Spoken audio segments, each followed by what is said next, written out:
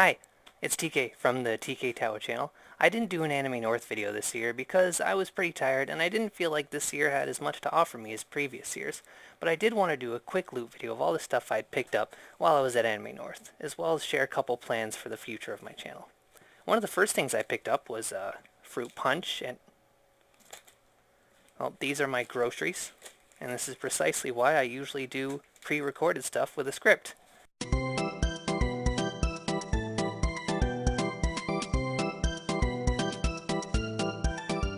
So firstly, I'm just going to skim through all my Digimon stuff, and I'll tell you why in a reason. I got this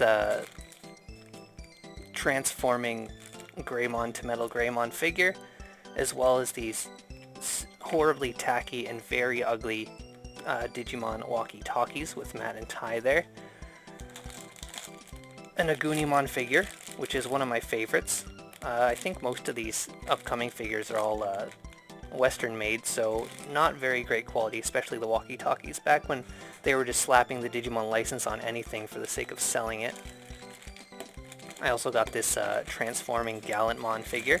I don't know what it transforms from, because when I got it, it was halfway between Gallantmon and whatever its first form is, and it took me like half an hour to just get it to Gallantmon. It's got like 1,000 moving pieces on it. This weird Agumon spinner thing, I'm not super sure how it works because I couldn't get it to work. It might not even work, it's very old. A little Flamedramon figure. A little Mikey, or Taiki if you will, from Digimon Fusion or Cross Wars. Tentomon was one of the 2 domes that I was missing. Kim and I did a domes opening video a little bit ago for a Digimonth, and Digimonth is absolutely why I'm skimming through all this stuff. This is also another little Patamon that a friend of mine got for me when she was in Japan. And again, a presumably Western-made Greymon from Digimon Fusion. The reason why I'm skimming through all these and not going into too much detail with this Digimon stuff is because I do a thing called Digimonth on my channel, and that's where whenever a Digimon video game comes out, I do 1 video a day for that entire month. And one of them is show and tell stuff. I've done a previous collection video before, and as I said, Kim and I did a Domes unboxing video, but I'll be looking at all this stuff in greater detail in one of those videos because the next one, which isn't announced yet because there is not another Digimon game currently announced, is going to be the 5th Digimonth. And you can imagine I'm running low on content, so I'm saving this for that. And of course some writing boards as well as card playing boards, and a comic I picked up. Last but not least, probably the worst Digivice ever made because it doesn't actually have a screen or any really interactive stuff to it, because again, this is a Western-made toy, not like the really great Digivices that I've done reviews for before, and there will be a review video for this, as well as all this other stuff when that Digimonth comes up. Nextly, I'm going to get art out of the way. I had this very nice Genecyber watercolor done.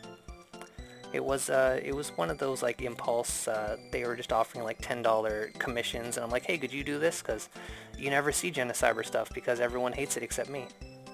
Then I got this lovely Drakengard 3 picture of Zero. And for a friend of mine, I have this Akira picture, which I think he'll be very fond of. He lives a couple provinces over, so it'll be a while till he gets it. But hey Chris, look forward to that when you get back, as well as some other freebies I got for you. These 2 cards I just got from a vending machine at a store called A&C Games. I think it was A&C Games.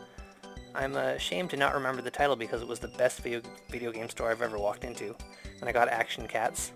I don't super know what this is, but it was pretty cheap and just an impulse buy because I could always use more table games.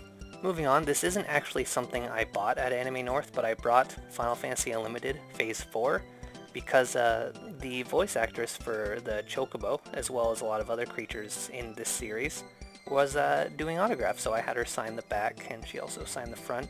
She was a very nice lady, and I was very happy to just meet anyone that contributed to Final Fantasy Unlimited, because like Genecyber, it's one of those things I like that no one else does. Which is strange when you consider how popular Final Fantasy is. Next up, I got this Nyaruko figure, which I didn't reserve this, but found it at the Namanoichi. The person that was selling this also had a bigger and cooler one for even less money. at that table, but just as I saw it, someone was reaching for it, so if only I'd been a second earlier. But I like this figure a lot too, and I can't wait to put it up. On the either Monday or Saturday, I found 2 volumes for Alien 9, the first and third one, and I already have the fourth one, Emulators, which was just right there the whole time anyways. And this is a collection I've been wanting to finish for a while, because I saw the anime. I just kind of watched it on a whim, and I fell in love with it. I recommended it to a friend. I said, hey, I just watched the first few, let's watch the last one together, and he loved it. So I'm really glad to complete those. They're actually very hard to get online. They're very expensive, but at Anime North, you always find them in the discount sections, which is a damn shame. But not for me, because I wanted them and I didn't want to pay $30 a volume. Unfortunately, I could not find Volume 2 loose, but I mean, at $15, I just bought the whole collection again, because it's $15, and that's, I mean, like, Volume 2 alone is worth more than that. Don't tell the people I bought this from, though. So when I saw this, I contacted said friend, and I said, hey, I know you really like Alien 9, would you want my doubles? And he said yes, so I'm like, alright, I'm just gonna buy this then. So, there's a lot of Alien 9 stuff. And while we're still on the topic of Alien 9, I found the DVD for just $5. This was another thing I reserved at Dominoichi. That was what first got me into the series. So I'm really glad to have a physical copy of that. Moving on to some Saturn stuff, I picked up this retro controller, of course not retro, but made somewhat recently version of the Sega Saturn controller. I haven't tested it out yet. I did take it out of the package and press the buttons a little bit, and it does feel really nice. One thing I noticed that's a little different between this and the controllers I have, my original Saturn controllers, is it's not loud and clicky. So that'll be great for recording. Which reminds me, I should mention, I'm going to be doing a bunch of Sega Saturn videos on my channel coming up soon. So if you're a fan of Sega Saturn stuff, be sure to check that out. I'm going to be going over a bunch of games I've collected, and I have quite the Saturn collection. I'm really passionate about Saturn. So, you know, I got HDMI recording and stuff, so I'm looking forward to doing more of that. 2 Saturn games I picked up while I was there was Sonic 3D Blast and Soviet Strike. I'm looking forward to trying these out. I played Sonic 3D Blast like 100 years ago. Yeah, I'm that old. 100 years ago when you could actually rent Sega Saturn games, and it's a bad game. But I mean, it's not about what's good and bad. It's about collecting for the Saturn. Next up, another Nominoichi find. This wasn't a thing I reserved, but I happened to find it for just $20, and that's the Onechambara game on the Wii. I don't own a Wii, and I actually bought a 360 mostly to play the Onechambara game on 360. I'm not going to buy a Wii though. I'm either going to emulate this or borrow a friend's Wii because I don't want a Nintendo console in my house.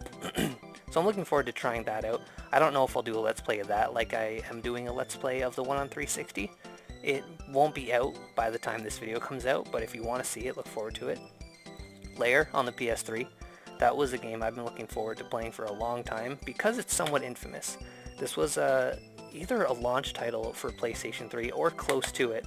And the reason why it's infamous is because I think when it first came out it enforced the 6-axis control method, which made the game nearly unplayable, and that was kind of, you know, when a game first comes out on a console, like, hey, let's try out the new gimmick, and it did poorly. I think they patched it so you could play it with a controller later, but I want to try it the awful way, so maybe I'll do a video of that.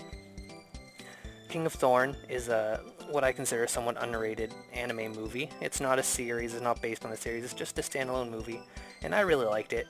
It's a mixture of CG and traditional anime, which I know a lot of people aren't very big fans of, and admittedly this movie sort of mixes it in a bit of a strange way.